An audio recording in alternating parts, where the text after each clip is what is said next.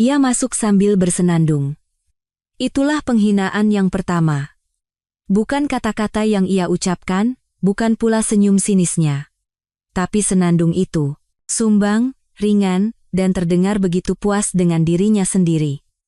Ia mengenakan salah satu gaun sutra yang biasa kami pakai hanya pada hari jadi kami dulu, saat hari jadi masih punya makna. Kali ini, gaun itu melorot dari bahunya seolah-olah sebuah piala kemenangan.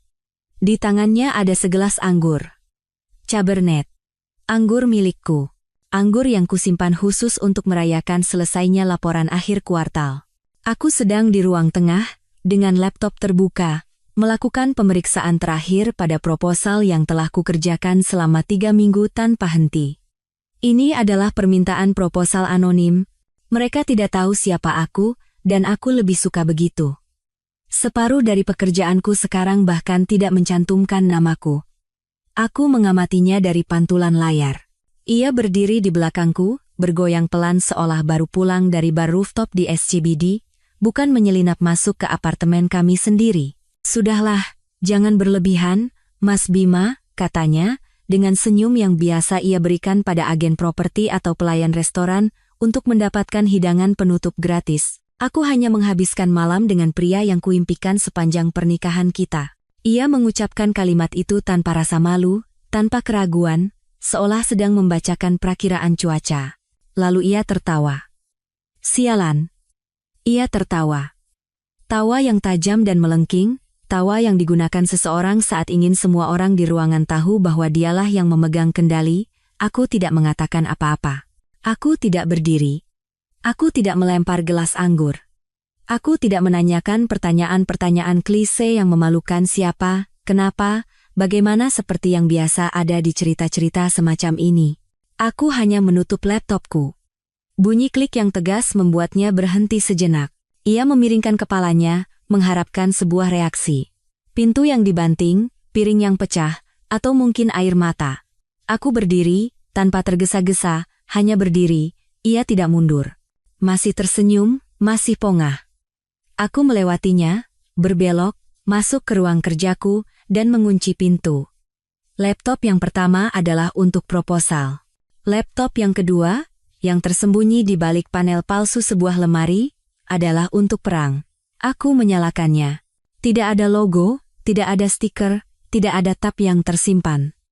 Hanya keamanan tingkat tinggi, VPN, dan jendela login. Saat layarku menyala, sebuah dashboard putih bersih muncul dengan teks hitam dan tab bernomor, antarmuka konsultan penasihat rahasia, ide proyek, NGR, 241, nama sandi, proyek akuisisi Delta. Perkiraan nilai transaksi, 480 triliun rupiah.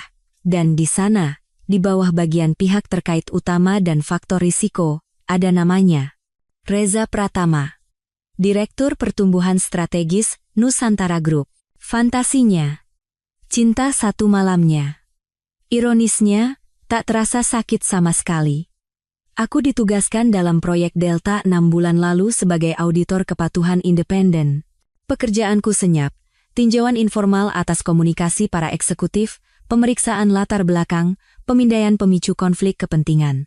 Aku tidak dipekerjakan untuk memastikan kesepakatan ini berhasil. Aku dipekerjakan untuk memastikan kesepakatan ini tidak meledak. Yang tidak mereka tahu, dan yang jelas juga tidak ia tahu, adalah salah satu pemicu audit yang kami tanamkan dalam model risiko mencakup kasus, di mana seorang eksekutif terlibat dalam hubungan pribadi dengan pemangku kepentingan yang tidak diungkapkan. Itu adalah kalimat yang samar. Jenis jargon hukum yang akan kau lewati begitu saja saat mencari pasal tentang bonus. Sebagian besar waktu, itu tidak berguna. Tapi sesekali, seseorang memberimu apa yang kau butuhkan, terbungkus seperti hadiah. Aku mengklik berkas penanda yang telah setengah kutulis 2 bulan lalu. Saat itu hanya firasat. Pola perjalanan bisnis Reza yang tumpang tindih dan tidak biasa. Pemesanan hotel yang aneh. Jadwal rapat dengan penasihat hukum eksternal yang tidak konsisten dengan entry kalender di sekitarnya. Tidak ada yang konkret. Dulu. Tapi sekarang berbeda. Aku punya motif. Aku punya kedekatan. Dan senyumnya masih terngiang di kepalaku. Dan aku punya akses. Perjanjian kerahasiaan, NDA, yang kutandatangani bukanlah perjanjian biasa. Di dalamnya terdapat klausul penegakan yang terkait dengan pengungkapan etis, yang berarti jika ada risiko yang muncul terutama sesuatu yang melanggar kewajiban pengungkapan, aku memiliki hak dan tanggung jawab untuk melaporkannya ke tingkat yang lebih tinggi. Dan aku tahu persis kemana harus mengirimkannya. Aku membuka draft email yang telah kusiapkan beberapa minggu sebelumnya. Subjek: penting. Risiko yang tidak diungkapkan terkait dokumen eksekutif. Isinya rapi. Tidak ada tuduhan. Tidak ada bahasa pribadi. Hanya tanggal, catatan, reservasi hotel, email internal, dan referensi silang antara aktivitas perjalanan Reza dengan satu rekan yang sangat spesifik, istriku. Aku belum menekan tombol kirim. Ia pikir ia telah menghancurkan hidupku dengan segelas anggur dan satu kalimat sembrono. Ia pikir aku masih pria yang sama yang membawakan tas tangannya di konferensi dan mengoreksi resumenya sementara ia menggoda pria lain di acara makan malam. Ia pikir ia masih memegang kendali. Tapi inilah tentang pria sepertiku. Kami tidak berteriak. Kami memohon. Kami tidak mengancam. Kami menunggu. Kami mendokumentasikan. Dan pada saat yang tepat, kami menarik satu pin kecil dan membiarkan keheningan menguasai ruangan. Di luar, aku mendengarnya tertawa lagi. Mungkin sedang mengirim pesan pada Reza, menonton sinetron murahan yang hanya ia nikmati saat mabuk. Aku bersandar di kursiku, menyilangkan jari-jari di belakang kepala, dan akhirnya tersenyum. Baiklah, pikirku. Mari kita lihat, akan sedramatis apa semua ini. Matahari Minggu pagi terbit seolah tidak ada yang terjadi. Itulah yang selalu membuatku takjub. Alam tidak peduli. Burung-burung masih berkicau, kopi masih diseduh, dan wanita yang baru saja meledakkan pernikahanmu masih tertidur di ranjangmu, terbaring secara diagonal seolah ia pemilik satu-satunya. Ia bahkan tidak terbangun saat aku bangun pukul 6 pagi. Atau saat aku memberi makan anjing, atau saat aku membuat nasi goreng dan membiarkan porsinya di atas kompor. Ia sedikit menggeliat saat aku mengeluarkan mesin pemotong rumput dari garasi, tapi hanya itu, sekadar meregangkan tubuh dan menguap pelan. Tidak ada sedikit pun rasa bersalah. Ia tidak mengantisipasi konsekuensi. Itu sudah jelas. Baginya, masalah ini sudah selesai. Ia telah meledakkan bom kebenarannya, tersenyum, meminum anggurnya, dan berasumsi bahwa Bima yang baik dan penurut akan mengubur hal ini seperti aku mengubur semua hal lainnya.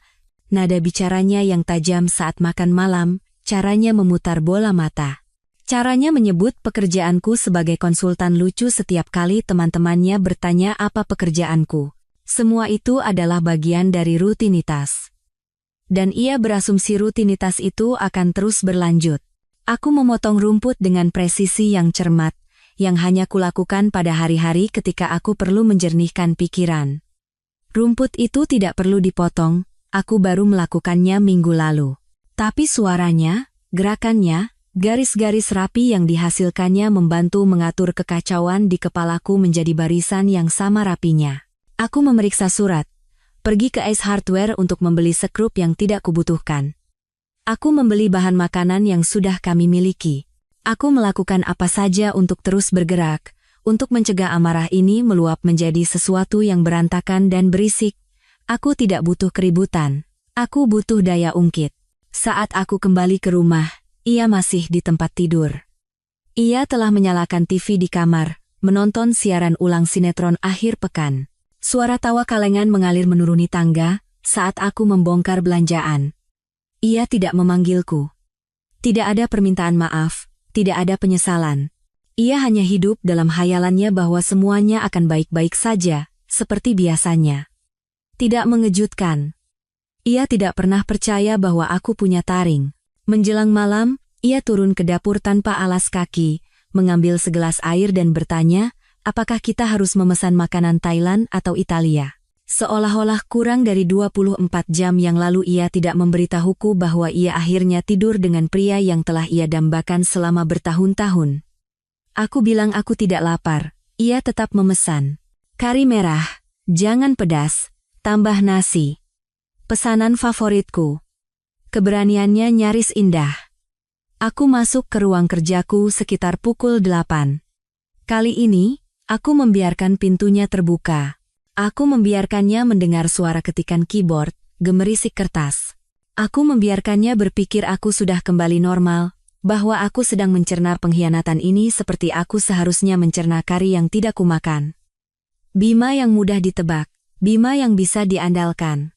Pria yang tidak pernah membuat masalah.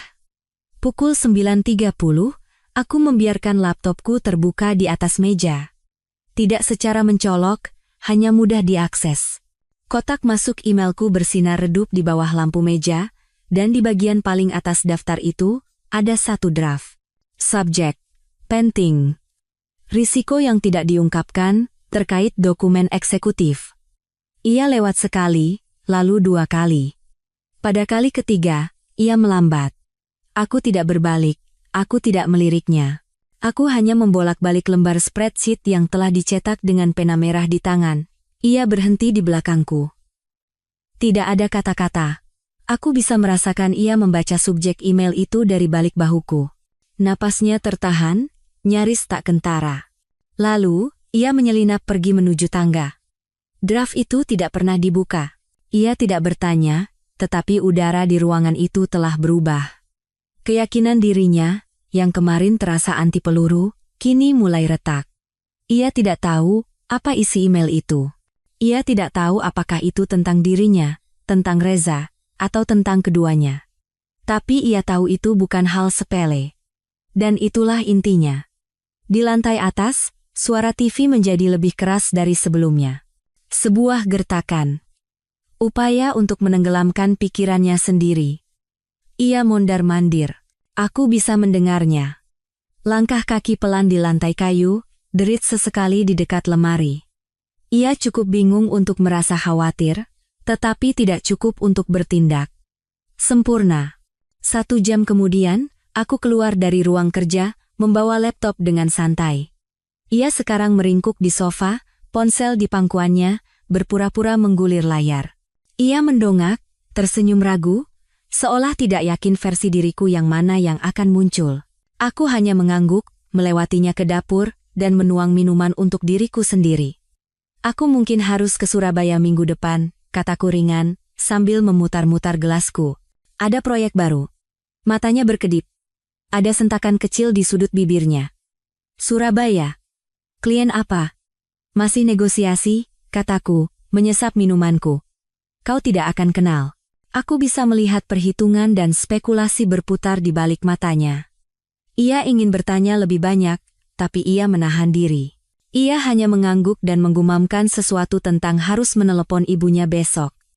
Kami berdua berpura-pura ketegangan itu tidak ada, tetapi ia duduk di antara kami seperti kabel listrik yang terbuka, mendengung. Ia tidur lebih awal malam itu. Lampu lorong dibiarkan menyala, seperti yang biasa ia lakukan saat takut akan badai. Tapi ini bukan cuaca. Ini adalah peringatan, dan hitungan mundur telah dimulai. Senin, pukul kahreksan, 0 pagi. Reza Pratama keluar dari Alphard hitamnya, mengenakan setelan biru dongker pesanan khusus yang harganya mungkin lebih mahal dari sewa apartemenku. Dia tipe pria yang tidak perlu memeriksa cermin, dia berharap cermin yang menyesuaikan diri dengannya. Concierge menyapanya dengan namanya. Espressonya sudah menunggu di cangkir takeaway.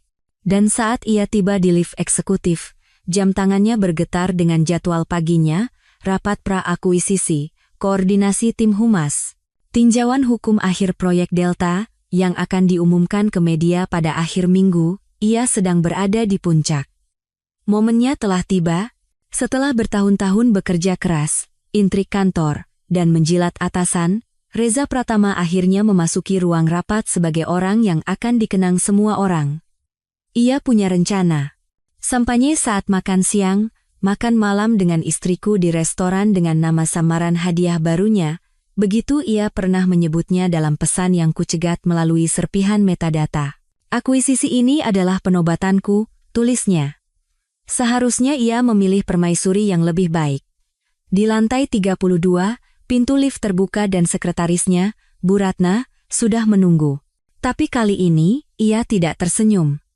Ia memegang ponsel kantor di satu tangan dan ponsel pribadi di tangan lainnya, keduanya bersinar dengan notifikasi yang belum dibaca. Pak Reza, ia memulai, suaranya pecah dengan nada yang langsung merusak suasana hati Reza. Ada masalah. Reza belum terlihat khawatir. Reza adalah tipe orang yang percaya masalah ada untuk membuktikan kejeniusannya.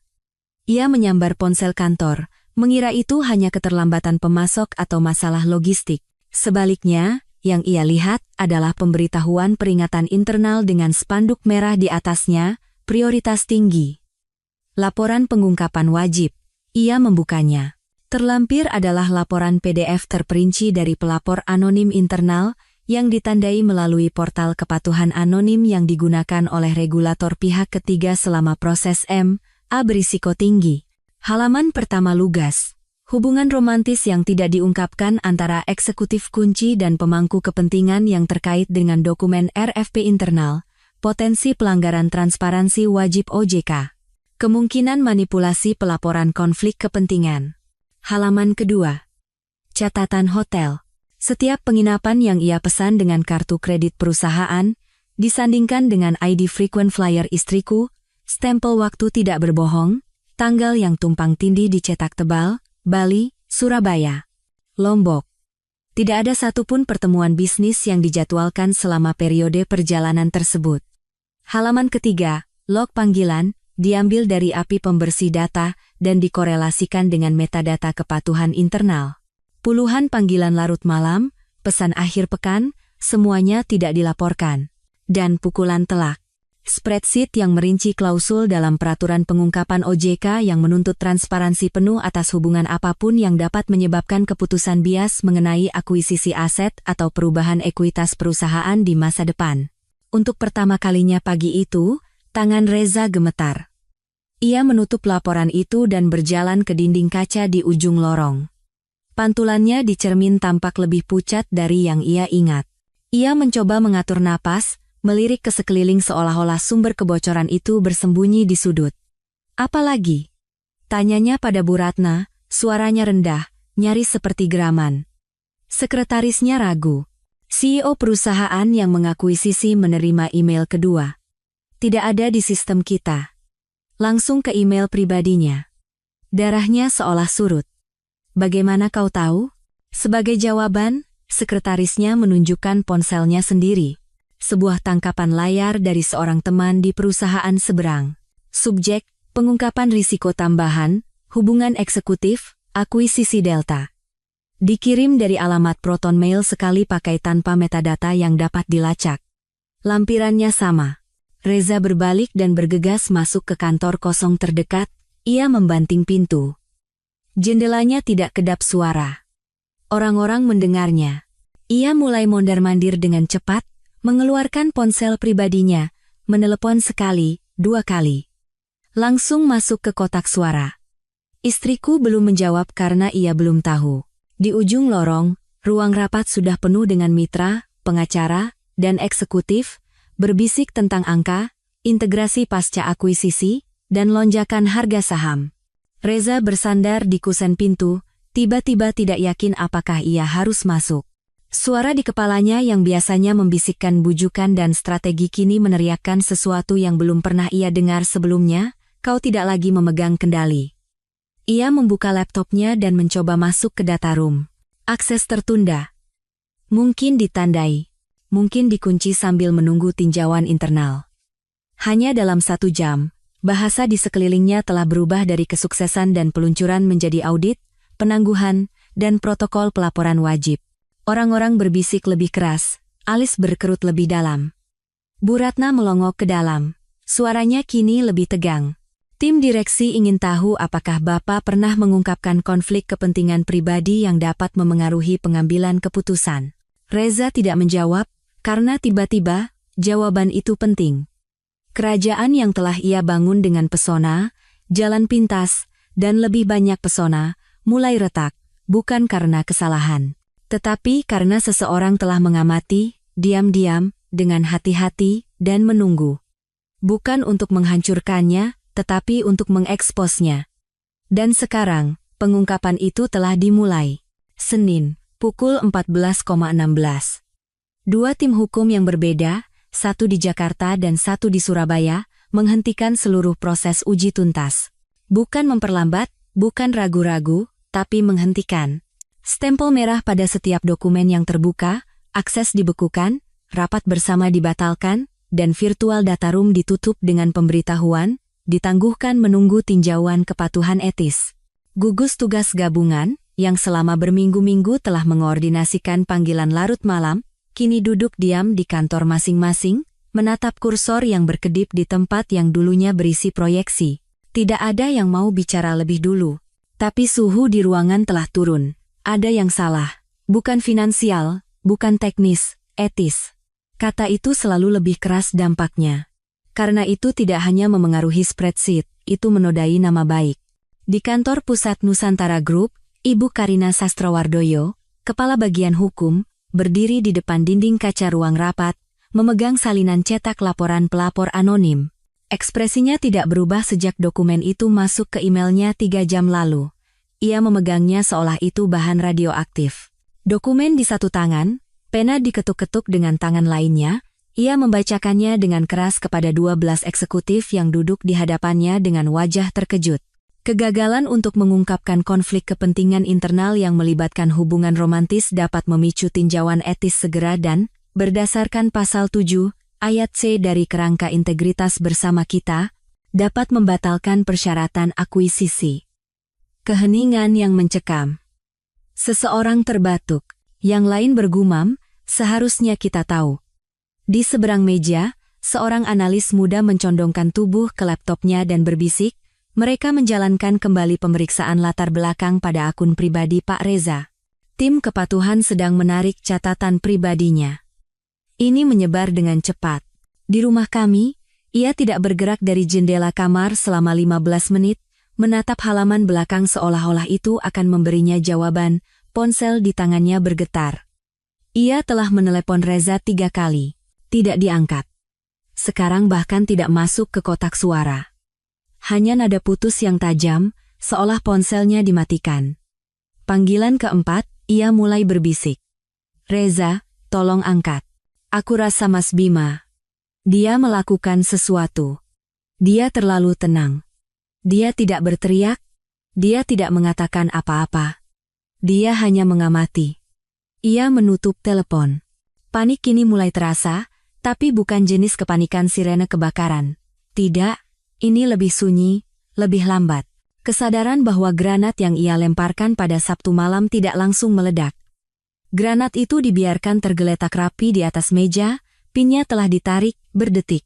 Dan ia tidak tahu di mana Bima berada dalam radius ledakan itu. Ia mulai mondar-mandir, mengetuk-ngetukkan jari di ponselnya, bertanya-tanya apa yang harus dilakukan. Ia membuka laptopnya, masuk ke WhatsApp. Kosong. Grup obrolan rahasia yang ia miliki dengan Reza telah hilang. Bukan diarsipkan, tapi dihapus. Ia memeriksa kalendernya untuk melihat jadwal pertemuan web mereka berikutnya.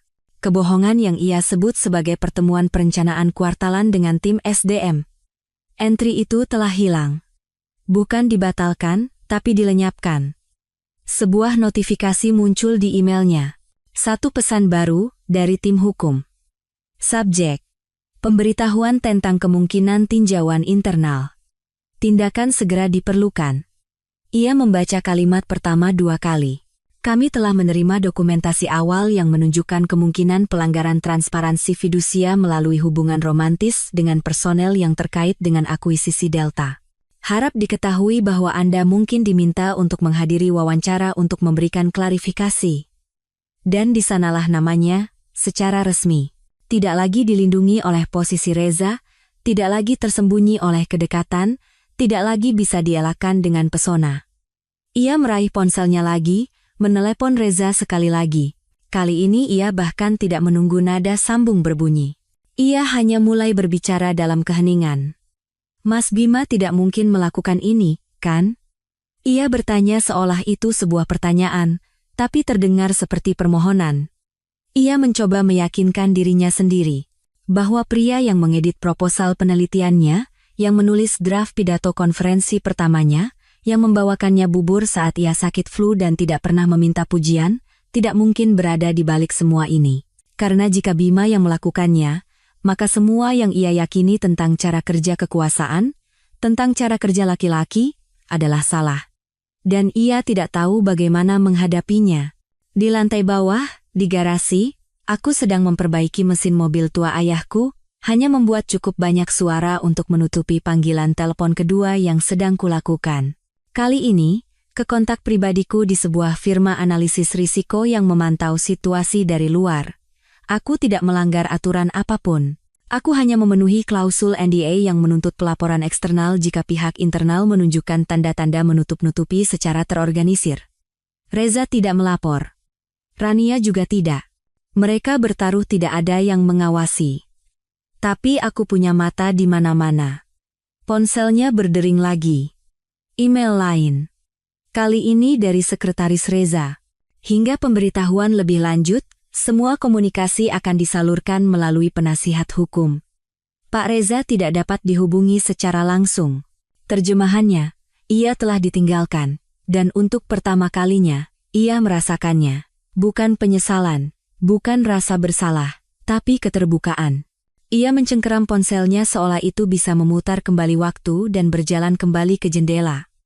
Ia menatap halaman kosong di mana musim semi lalu aku menanam anggrek favoritnya. Anggrek itu layu, seperti ilusi kendali yang ia miliki. Selasa pagi, ia tiba di kantor, berpura-pura dunianya masih utuh. Blazer yang pas di badan, sepatu hak tinggi bermerek, kacamata hitam besar untuk menyembunyikan lingkaran hitam di bawah matanya. Sekretarisnya, yang biasanya menyambutnya dengan sapaan ceria dan es kopi latte, kali ini nyaris tidak melakukan kontak mata, ada sesuatu di udara. Bukan hanya bisikan di balik dinding kaca atau cara orang-orang mengangkat kepala dari monitor mereka saat ia lewat. Itu adalah keheningan yang mengikutinya, keheningan yang tidak wajar, bobot pengetahuan yang tak terucapkan, yang menggantung tepat di luar jangkauan persepsinya. Ini bukan apa-apa, katanya pada dirinya sendiri, ini akan berlalu. Rezanya yang cerdas dan tak terkalahkan pasti sedang menanganinya. Dia selalu begitu. Dia punya cara untuk menyingkirkan masalah dengan senyuman dan kalimat, "Tenang, aku yang urus," dan itu membuatnya merasa terlindungi, terpilih. Hingga sekarang, begitu ia duduk di mejanya, interkom berbunyi. "Ada kurir, Bu. Ingin mengantar langsung." Ia mengerjap. "Dari siapa?" Beliau tidak menyebutkan. Katanya tidak perlu tanda tangan. Alarm sunyi berbunyi di benaknya, tetapi ia mengabaikannya. Suruh masuk. Pintu terbuka. Seorang pria berpakaian biasa masuk, tanpa seragam, tanpa basa-basi, tanpa clipboard. Dia menyerahkan sebuah amplop besar, mengangguk sekali, dan pergi tanpa sepatah kata pun. Tidak ada alamat pengirim, tidak ada logo. Hanya namanya, tercetak tebal dengan tinta hitam. Ia menunggu sejenak, lalu membukanya. Yang pertama ia lihat adalah foto yang jernih dan berkualitas tinggi, diambil di The Ritz-Carlton, Bali. 3 Juni. Dia, dengan tangan di dada Reza. Reza tersenyum, dan dia bersandar padanya. Sebuah momen yang membeku dalam keintiman yang mematikan. Yang kedua adalah tangkapan layar percakapan WhatsApp. Pesannya, "Mas Bima tidak berbahaya. Aku sudah urus. Kamu fokus saja pada kesepakatannya, sayang." Yang ketiga adalah kutipan dari Peraturan OJK, bagian SK, ayat 401, teks yang disorot menjelaskan kewajiban pengungkapan eksekutif mengenai hubungan intim yang dapat memengaruhi alur transaksi atau hasil fidusia. Terlampir adalah klausul kontrak akuisisi di mana Reza telah memaraf, menegaskan bahwa ia tidak memiliki konflik kepentingan yang tidak diungkapkan. Dan terakhir, sebuah post-it kuning.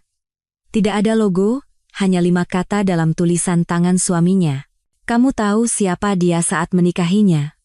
Kamu hanya lupa." Mulutnya kering. Ia membaca isinya lagi, kali ini lebih cepat, tangannya sedikit gemetar. Stempel waktunya tidak ambigu, tepat. Setiap hotel, setiap panggilan. Bahkan saat di mana ia meneruskan salah satu template proposal yang diedit Bima, agar ia bisa membantu Reza menyempurnakan strateginya. Semuanya dilacak, dicatat, diberi stempel waktu, dan didaftarkan seperti barang bukti, dan memang itu adalah barang bukti. Ia baru menyadarinya sekarang. Ini bukan sekadar reaksi Bima. Ini adalah dakwaan Bima. Ia meraih ponselnya dan menekan nomornya. Berdering sekali, lalu masuk ke kotak suara. Ia mencoba lagi, hasil yang sama. Pada percobaan ketiga, bahkan tidak berdering. Hanya pesan otomatis. Nomor yang Anda tuju sedang tidak dapat menerima panggilan. Ia membuka pesan teks. Mas Bima, kita perlu bicara. Pesan itu langsung terpental kembali. Gagal terkirim. Pengguna ini telah mengatur untuk hanya menerima komunikasi resmi dari pihak hukum. Apa artinya itu? Ia menatap layar, jantungnya berdebar kencang. Ia mencoba WhatsApp. Kosong. Signal. Tidak ada respons. Email. Tidak ada balasan. Ia membuka LinkedIn-nya dan menemukan bahwa ia telah diblokir. Bukan di-unfollow, tapi diblokir. Pikirannya berpacu. Apakah ini nyata? Bagaimana Bima bisa bergerak secepat ini? Bagaimana Bima, yang pendiam, yang tak terlihat, yang seperti latar belakang, bisa menjadi hantu yang begitu nyata? Ia melihat post-it itu lagi. Kamu tahu siapa dia saat menikahinya? Ia memang tahu. Atau ia pikir ia tahu. Dia adalah pria yang membuatkannya kopi setiap pagi, yang mengantarnya ke konferensi, yang membiarkannya bersinar. Pria yang tidak pernah meminta pengakuan saat dia mencuri frasanya, atau menggunakan kerangka kerjanya dalam presentasi. Pria yang selalu tinggal di belakang dan tersenyum sopan saat dia meremehkan pekerjaannya, dia tidak terlihat, dan sekarang dia ada di mana-mana, telepon kantornya berdering, ia terlonjak. Tim SDM. Bu Rania, kami perlu Anda datang ke ruang rapat.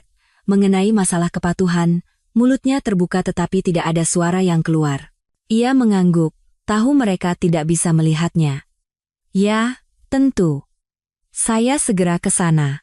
Dengan gemetar, ia berdiri, memasukkan amplop itu ke dalam tas kerjanya, berhati-hati agar post-it itu tidak terlipat. Saat ia melewati meja sekretarisnya, wanita muda itu menatapnya dengan tatapan yang bisa jadi simpati. Tapi ia tidak mengatakan apa-apa, tidak ada yang melakukannya. Karena pada saat itu, semua orang tahu apa yang baru mulai ia pahami, Bima tidak hanya menghilang dari hidupnya. Dia telah menghapus jaring pengamannya, memotong talinya, dan mengunci pintu keluar. Dan sekarang dia sendirian, di atas api yang ia bantu sulut. Selasa malam. Ruangan itu dingin dan steril, sengaja dibuat tanpa kehangatan. Ruang rapat 19B, di lantai paling atas menara cakrawala, di balik kunci biometrik dan dinding perjanjian kerahasiaan. Jenis ruangan tempat rahasia mati, atau bermetastasis menjadi tuntutan hukum. Semua ponsel diletakkan menghadap ke bawah di nampan berlapis kain flanel hitam di dekat pintu. Tidak ada gawai, tidak ada lirikan. Hanya 12 pria dan wanita yang baru menyadari, sudah terlambat, bahwa mereka telah meremehkan orang yang salah. Reza Pratama duduk diam di ujung meja. Senyum sinisnya yang biasa telah digantikan oleh tatapan kosong. Matanya melirik jam dinding setiap beberapa detik, seolah waktu itu sendiri bisa memberinya jalan keluar. Bapak Hartono Wijoyo, Chairman Nusantara Group, berdiri di kepala meja. Para direksi, wakil presiden, tim hukum senior, penasihat eksternal. Tidak ada yang merasa nyaman. Ruangan itu mendengung, bukan dengan suara, tetapi dengan kepanikan yang tak terucapkan. Mari kita selesaikan ini, kata Pak Hartono, suaranya rendah dan tegang. Kita terekspos. Perusahaan pengakuisisi telah menangguhkan kesepakatan tanpa batas waktu, sambil menunggu klarifikasi etis. Terjemahannya, kecuali kita bisa mengubur apa yang muncul dalam 36 jam terakhir, kesepakatan sialan ini mati. Dia melemparkan sebuah map Manila ke atas meja. Ini, katanya, menusuknya dengan jari, datang melalui saluran tidak resmi mereka. Laporan internal. Tanda bahaya. Ringkasan klausul pemiku dari OJK. Anda semua sudah melihatnya, map itu tebal. Dia tidak membukanya. Tidak ada yang perlu. Mereka semua sudah hafal sorotannya.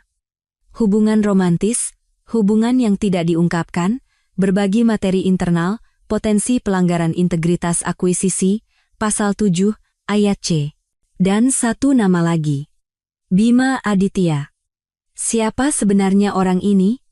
Seseorang bertanya. Kukira dia hanya suaminya, seorang konsultan sebagai hobi.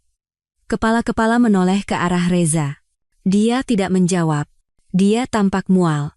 Seorang wanita dari tim hukum, matanya cekung karena tidak tidur selama 2 malam, mencondongkan tubuh ke depan. Kami telah menggali lebih dalam, semua orang menegang. Bima Aditya, ahli strategi kepatuhan independen. Beroperasi melalui firma konsultan bayangan, terus-menerus mengubah subkontraktornya, menggunakan kontrak yang sengaja dibuat anonim. Tapi tahun lalu Oktober lalu dia ditugaskan sementara ke gugus tugas yang terkait dengan Dewan Peninjau Integritas Peraturan, yang telah bekerja sama dengan perusahaan pengakuisisi kita. Keheningan itu seperti suara tembakan. Dia ada di pihak sana, bisik seseorang. Tidak, jawab wanita itu, nyaris terlalu tenang, dia tidak memihak siapapun. Dia tidak ditanam. Dia diminta secara khusus karena kehati-hatian dan rekam jejaknya. Dia tidak mengajukan laporan pelapor anonim, dalam arti tradisional. Dia menandai anomali, dia mengumpulkan data. Dia hanya mengirimkannya melalui saluran pengungkapan wajib setelah pihak internal kita sendiri gagal mencatat konflik kepentingan mereka. Lalu kenapa bisa dilacak kembali padanya? Tanya eksekutif lain. Wakil Presiden Perencanaan Strategis akhirnya angkat bicara. Dia tampak 10 tahun lebih tua sejak akhir pekan. Karena dia ingin begitu. Semua mata di ruangan itu tertuju padanya. Dia tidak berteriak. Dia tidak membocorkannya ke media. Dia tidak menjadikannya senjata untuk publisitas.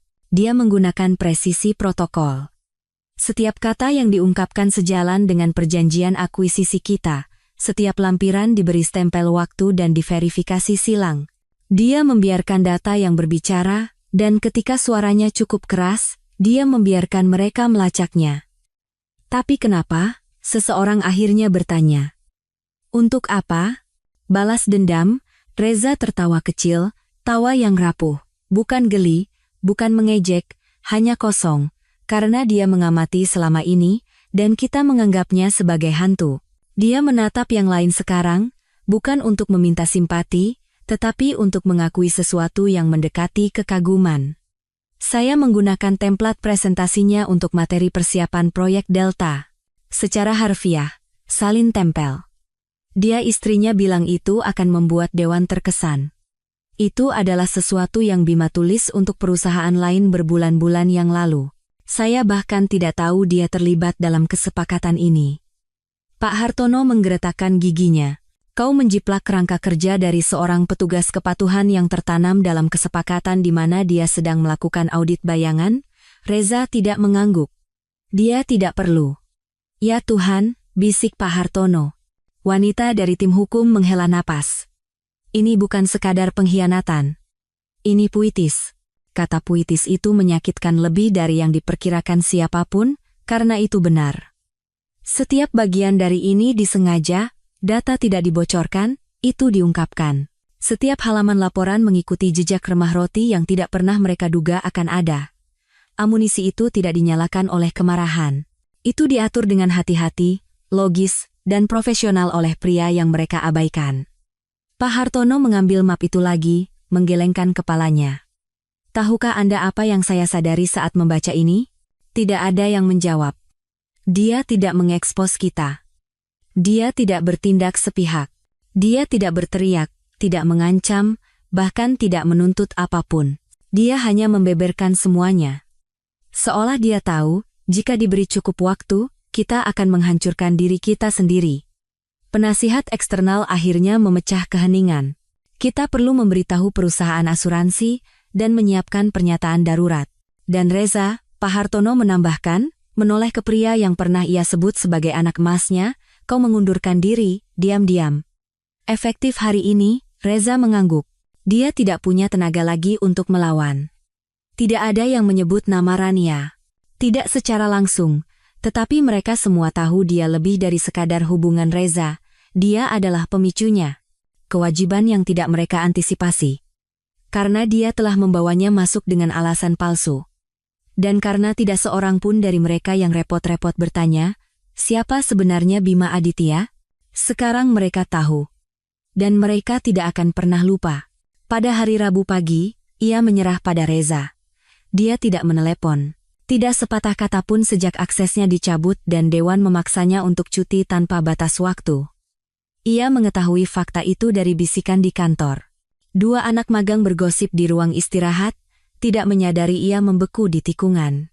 Ketika mereka bergumam bahwa si anak emas telah diturunkan pangkatnya secara tidak hormat, frasa itu menusuknya seperti belati, karena itu adalah kata-kata yang pernah ia gunakan sendiri untuk menggambarkan kejatuhan wanita lain, dulu ketika ia berpikir ia tak terkalahkan. Sekarang ia menyaksikannya terjadi secara real time, dan tidak ada yang mengulurkan tangan untuk menghentikannya. Bukan Reza, bukan rekan-rekannya, bahkan bukan teman-teman lama yang biasa mengorbit di acara sosialnya seperti satelit, selalu bersemangat untuk berada di dekat cahayanya.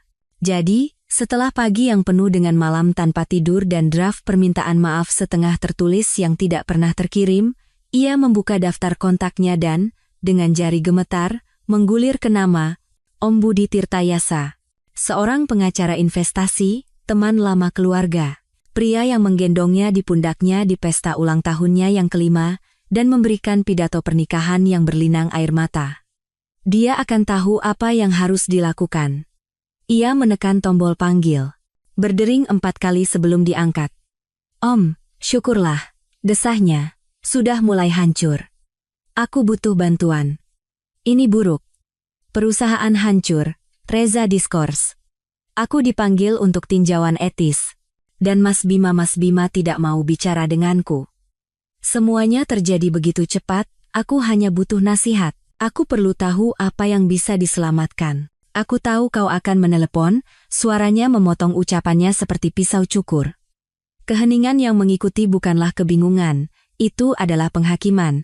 Maaf Om, katanya, tidak percaya. Om, aku menelepon karena aku tahu persis kenapa kau menelepon, katanya. Kau ingin tahu apa yang bisa kau selamatkan secara hukum, finansial, sosial. Daya ungkit kecil, apa yang mungkin masih kau miliki di tengah puing-puing yang kau bakar. Ia mengerjap karena terkejut. Ini tidak adil. Om tidak tahu cerita lengkapnya. Oh, aku tahu, katanya, tegas. Bima memberitahuku 3 minggu lalu. Semua yang ada di dadanya runtuh. Aku menasihatinya tentang waktu pengungkapan. Om Budi melanjutkan, tanpa emosi. Kapan harus melapor, bagaimana menjaga jarak, jalan mana yang akan meninggalkan jejak hukum yang paling bersih. Suaranya pecah. Om membantunya. Aku memperingatkannya, ia mencoba berkata, tetapi gagal. Dan akhirnya, sebuah bisikan. Kenapa? Keheningan sejenak. Lalu kata-kata yang akan membakarnya dari dalam. Karena dia bilang kau akan mengujinya. Aku menasihatinya untuk menunggu sampai kau melakukannya. Tidak ada kemarahan dalam nadanya. Hanya penyesalan. Jenis yang dimiliki orang-orang yang menyaksikan kecelakaan kereta yang tidak bisa mereka hentikan karena masinisnya sudah menutup mata. Ia mencoba memaksakan akting getaran lembut, nada rendah hati. Om sudah mengenalku seumur hidupku. Ya, katanya tajam. Benar. Itulah sebabnya aku tahu kapan kau berbohong. Dan itulah sebabnya aku menyuruhnya untuk bersiap, bukan dengan keras, tapi dengan diam, karena pria seperti Bima tidak berteriak. Mereka menciptakan pintu keluar, keheningan yang mengikuti tidaklah bersama. Itu sepihak. Dia sudah menemukan kedamaiannya. Dia belum. Bima mempercayai Om, bisiknya. Tidak, kata Om Budi. Bima mempercayaimu. Aku hanya memastikan dia punya parasut untuk melompat ketika kau menyalakan mesinnya. Telepon ditutup. Ia berdiri di tengah ruang tamunya, ponsel masih di tangan, wajahnya pucat. Karpet di bawah kakinya terasa seperti bergeser, seolah seluruh rumahnya dibangun di atas pasir dan ia baru menyadarinya sekarang. Ia menelepon lagi, tidak diangkat, ia mengirim pesan. Tolong, kita perlu bicara. Tidak ada balasan.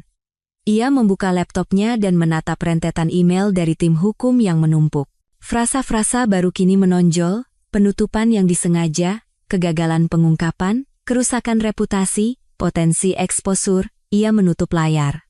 Untuk pertama kalinya dalam bertahun-tahun, ia benar-benar sendirian. Reza telah menghilang, Bima telah menjadi asap. Sekutu profesionalnya, satu persatu, berbalik melawannya. Dan sekarang Om Budi, jangkar dan jaring pengaman moralnya, telah mengungkapkan bahwa dia berada di pihak lain selama ini, bukan memata-matai, tapi menunggu. Dan sekarang ia mengerti sesuatu yang tidak ia ketahui beberapa hari yang lalu ketika ia tertawa di depan Bima. Ia tidak menyakiti pria yang lemah. Ia mengkhianati seorang ahli strategi yang pendiam. Dan Bima hanya memberinya cukup tali untuk menguji kekuatan sumpah mereka dan mempertaruhkan masa depannya pada hasilnya. Kamis pagi terasa suram dan kelabu.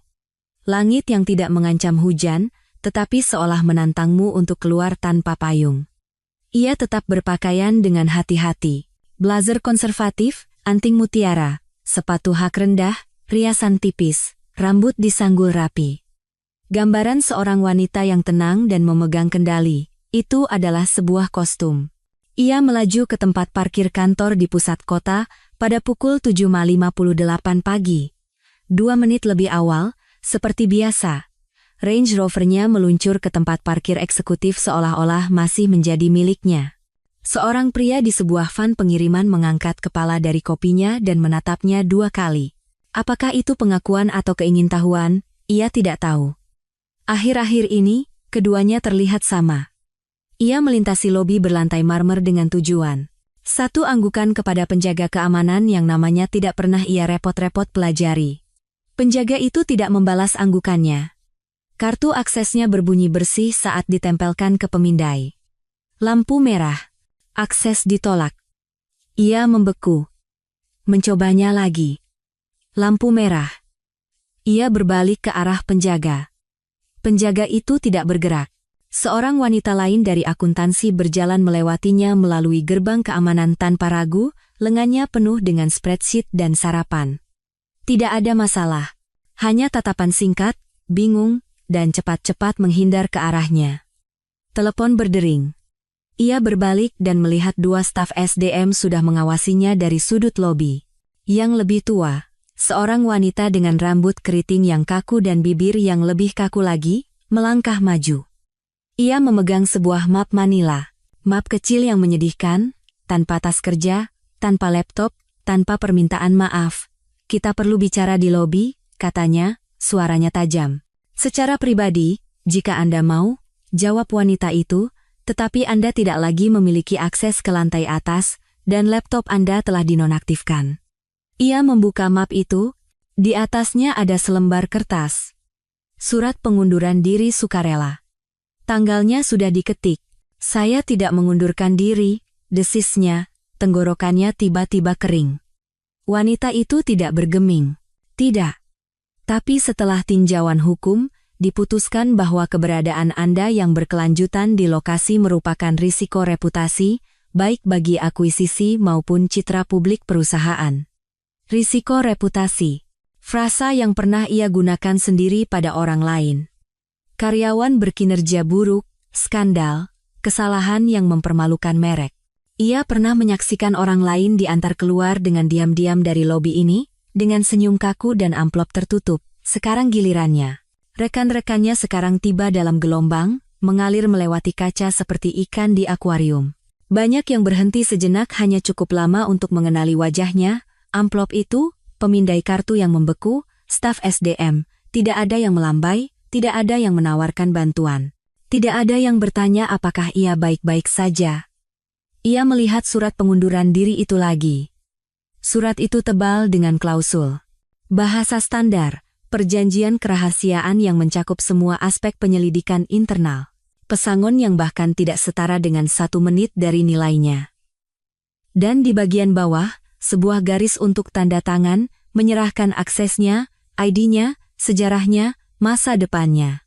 Ini tidak masuk akal, katanya, suaranya pecah, terlalu tinggi. Saya membangun kantor ini. Saya membantu mendapatkan proyek Delta bahkan sebelum Pak Reza mengusulkannya. Kalian tidak bisa begitu saja menghapus seseorang seperti saya karena masalah pribadi. Staf SDM yang lebih muda, yang belum berbicara, berdeham. Ini bukan masalah pribadi, Bu Rania. Ini masalah kepercayaan. Dan Anda menandatangani perjanjian pengungkapan saat Anda dipromosikan 6 tahun lalu. Pasal 12. Hubungan apapun yang dapat memengaruhi pengambilan keputusan internal harus segera dilaporkan. Rahangnya mengeras. Dia tidak akan pernah. Pak Reza sudah menandatangani dokumennya, kata wanita yang lebih tua. Kata-kata itu menghantam seperti pukulan ke tulang rusuk. Reza menandatanganinya. Mungkin kemarin, mungkin hari Senin, mungkin saat namanya ditandai, dan dia tidak memberitahunya. Ia melihat kertas itu lagi.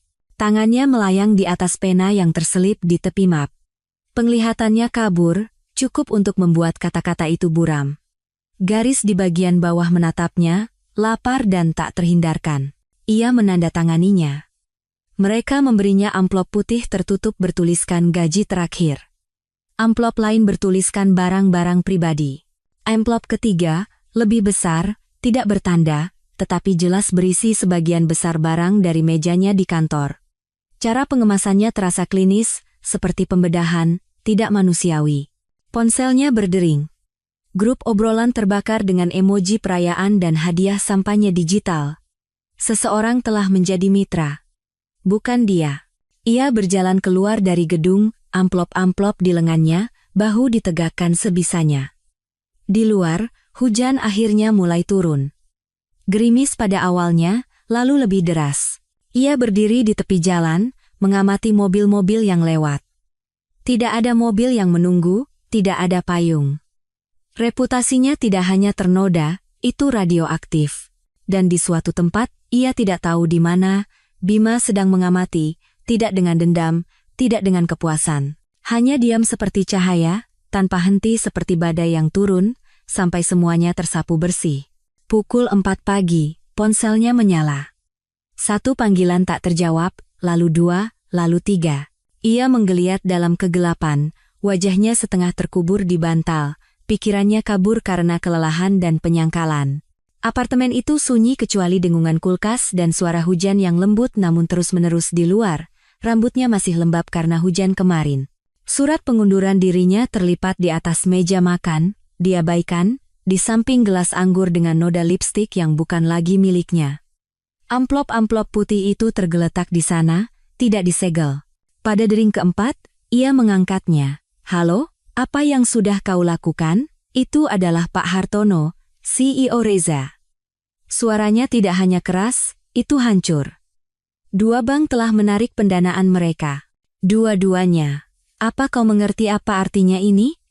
Ia duduk di tempat tidur, mengerjapkan mata, jantungnya berdebar kencang.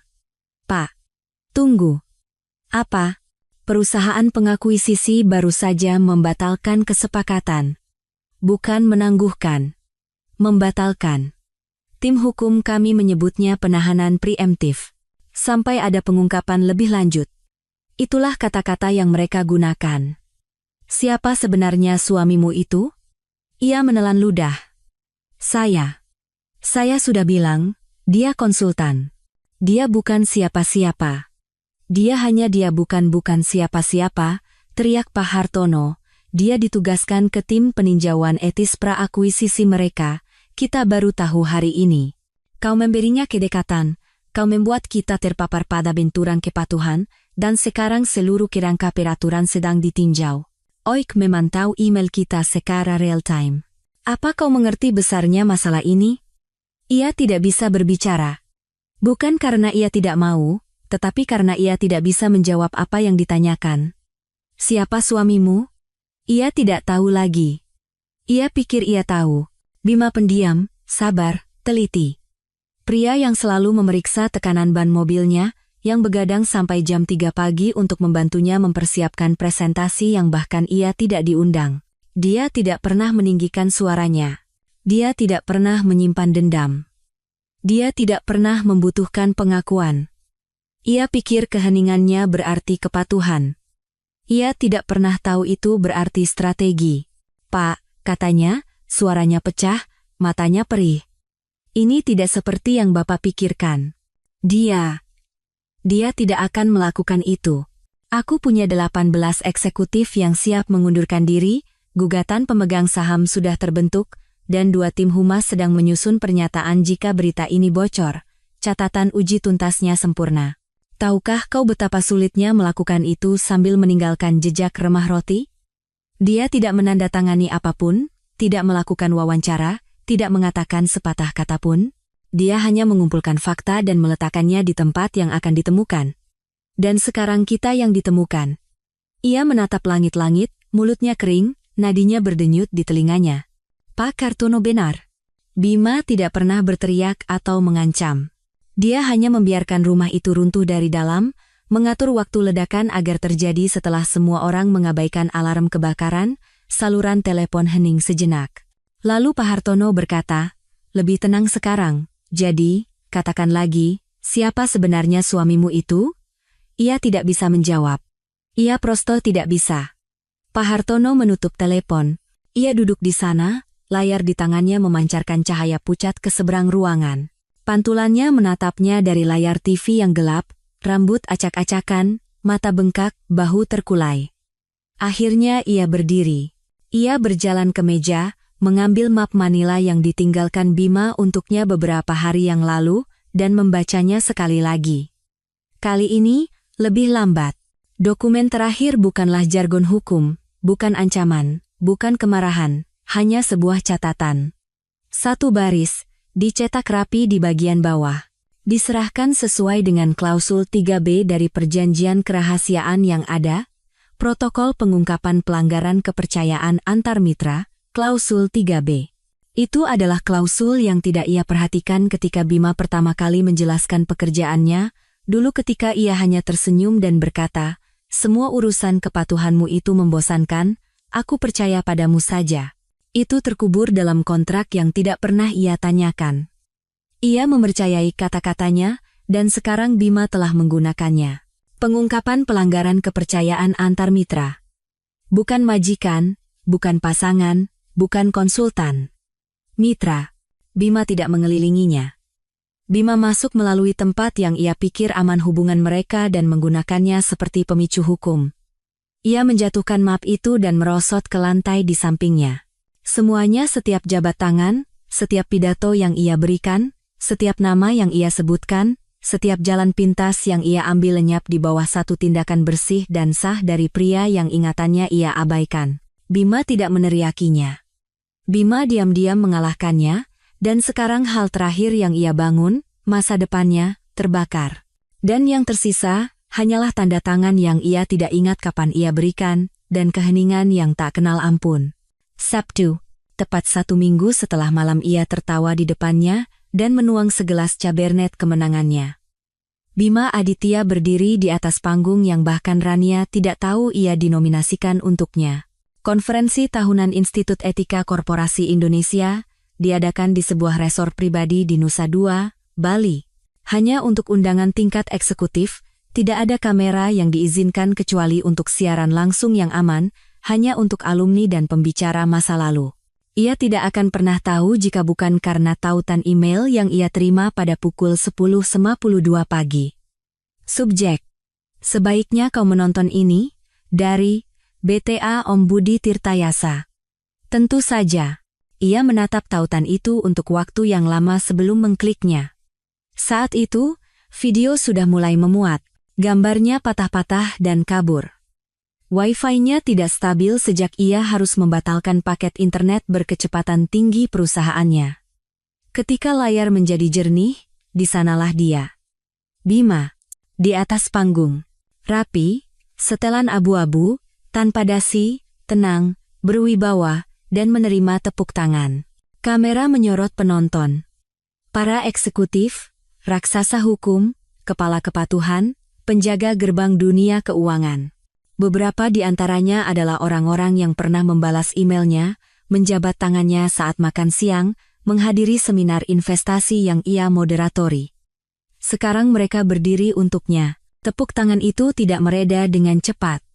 Itu adalah tepuk tangan yang penuh hormat, tulus, dan membengkak. Jenis reaksi yang diberikan bukan untuk seorang pahlawan, tetapi untuk seseorang yang diam-diam telah menyelamatkan mereka dari akibat yang tidak mereka lihat datang, Bima menyesuaikan mikrofon. Tidak ada catatan, tidak ada teleprompter di depannya. Hanya dia, di ruangan yang penuh dengan kekuasaan.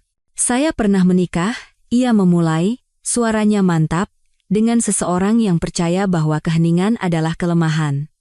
Ruangan itu menjadi sunyi. Perhatian penuh. Saya tidak setuju. Rania menghela napas gemetar. Menonton melalui layar retak iPad tuanya, iPad yang sama yang Bima berikan untuk ulang tahunnya 2 tahun lalu. Baterainya sekarat, tepinya pecah karena terlalu sering jatuh di lantai ubin hotel. Tapi siaran langsung itu, meskipun terputus-putus, terus berjalan. Saya menghabiskan sebagian besar kehidupan profesional saya di belakang layar, lanjut Bima. Menulis, memberi nasihat, meninjau selalu dengan nama orang lain. Saya pikir itu aman.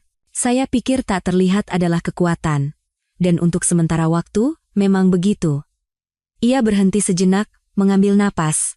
Tapi warisan, katanya, matanya menyapu ruangan, bukan hanya tentang apa yang Anda bangun. Ini tentang apa yang bertahan dari pengkhianatan. Dan keheningan, jika digunakan dengan presisi, bisa berbicara lebih keras daripada mikrofon manapun. Ia menonton, membeku. Wajah Bima tidak menunjukkan kemenangan, tidak ada senyum sinis, tidak ada kebencian dalam nadanya. Tidak ada kesenangan atas kejatuhannya. Hanya ketenangan, hanya kebenaran. Dia bukan hanya suamiku, bisiknya, nyaris tak terdengar oleh dirinya sendiri. Di layar, Bima tersenyum, sangat tipis.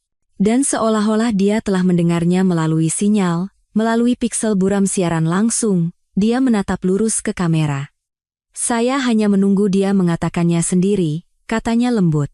Dan sekarang, dunia yang mengatakannya untuknya. Siaran itu terputus di tengah gemuruh tepuk tangan. Dan Rania, yang pernah percaya permainan itu miliknya, duduk dalam bayang-bayang seorang pria yang bahkan tidak perlu meninggikan suaranya.